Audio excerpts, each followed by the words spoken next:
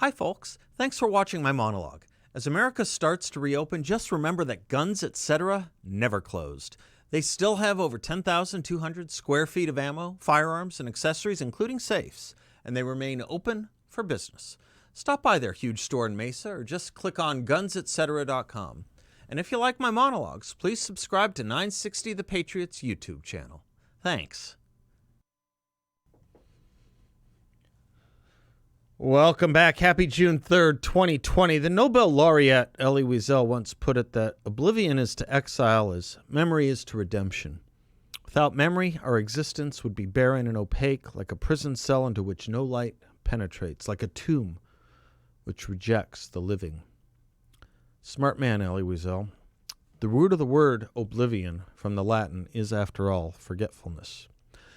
Now, when you think about why some of us were so offended and opposed to the 1619 Project, changing and obliterating our history, rewriting it, I hope you can see its fruits. What fruits?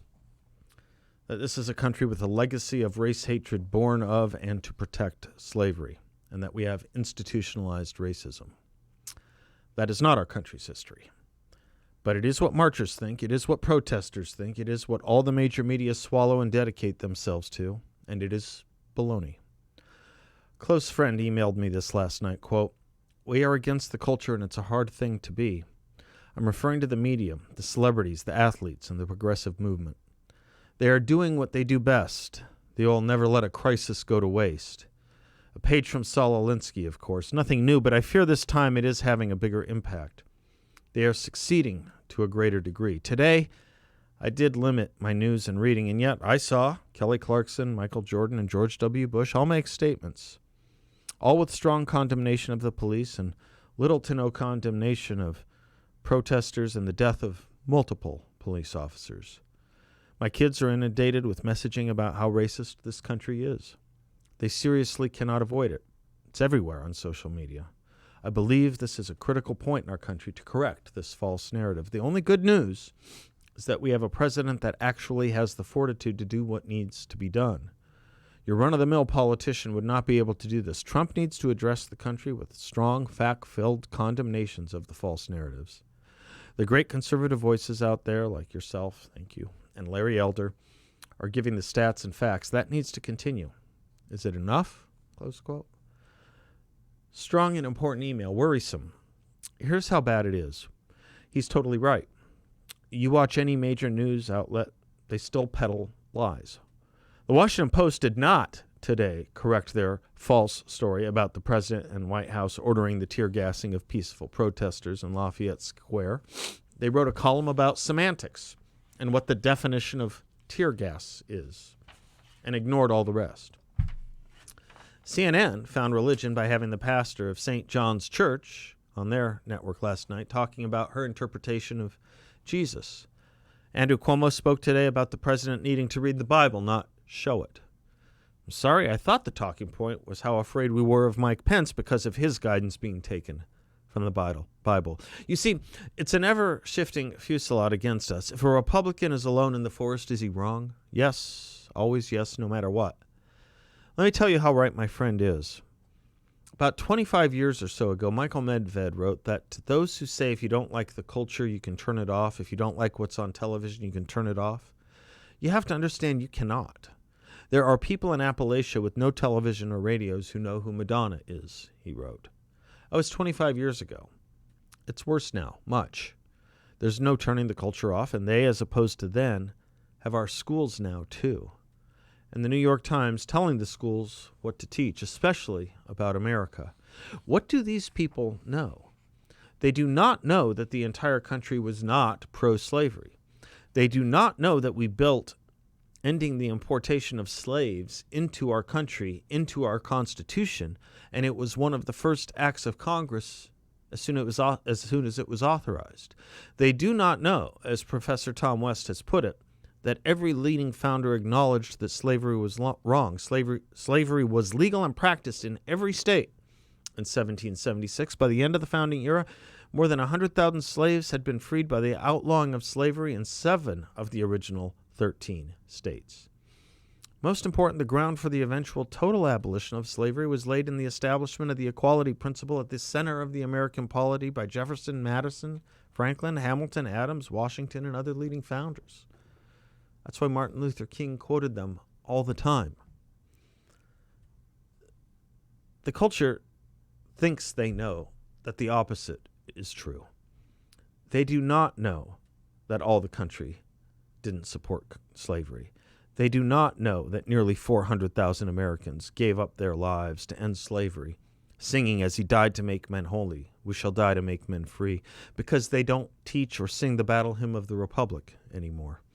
They do not know that it was Republicans who pushed for civil rights legislation and anti-lynching laws, and Democrats because we believed in the Declaration of Independence, and yet they believed in the Confederacy being right, who opposed Republicans at every turn. They don't know that.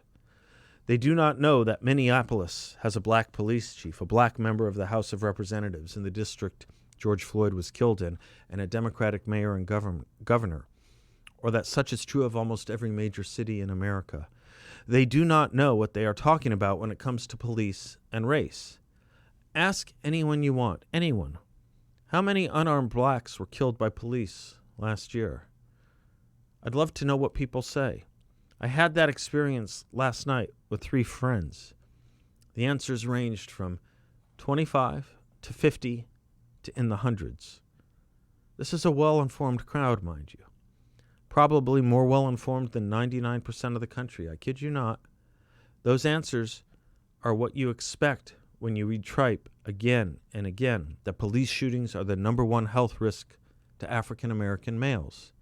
It's not true. Do you know what the right answer is? 9. 9 too many, but 9. Want to know how many unarmed whites were shot by police last year? 19. Want to know something else? A police officer is 18.5 times more likely to be killed by a black male than an unarmed black male is to be killed by a police officer. Nobody, or virtually nobody, knows this. Why is it important?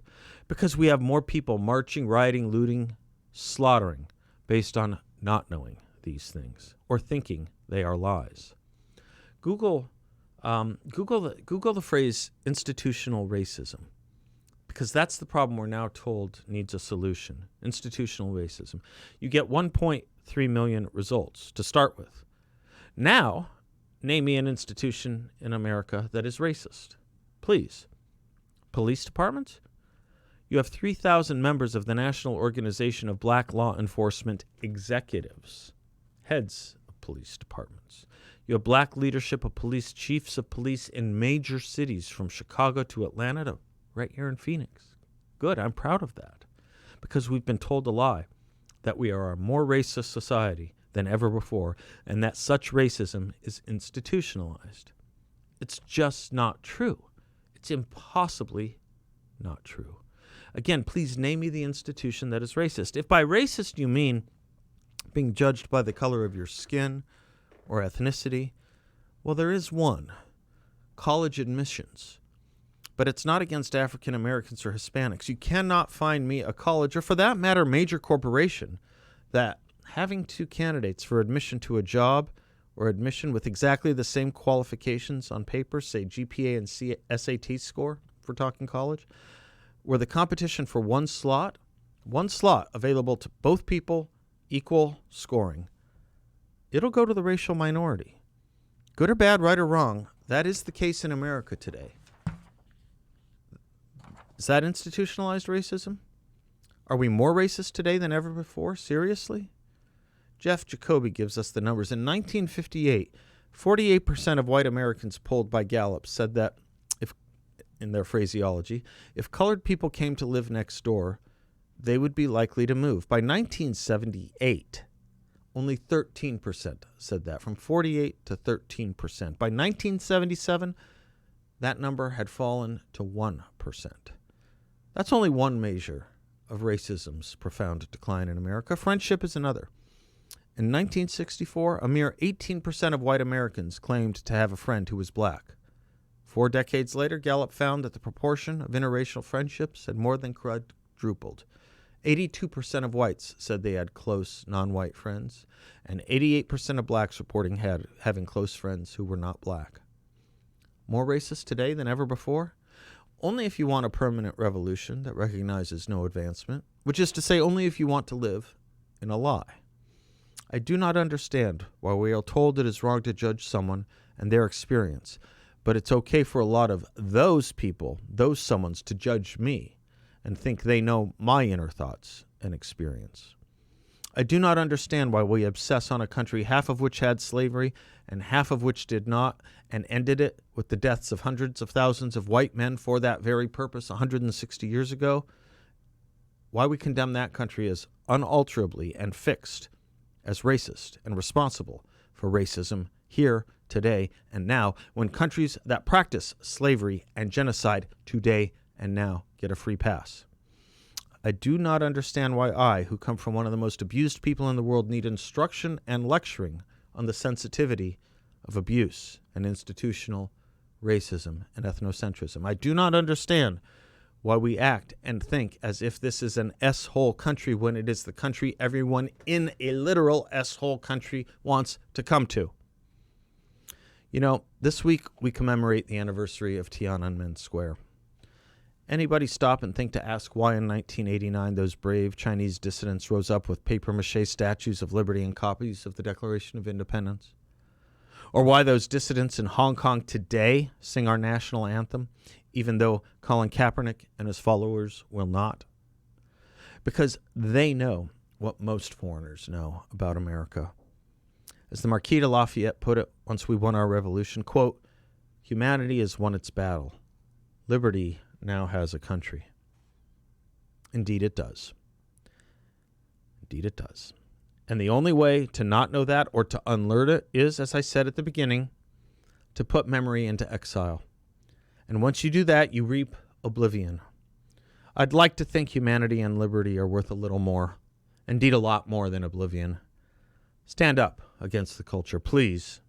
I know it's hard, but tyranny, as Tom Paine said, like hell, is not easily overcome. I'm Seth Leibsohn. We'll be right back.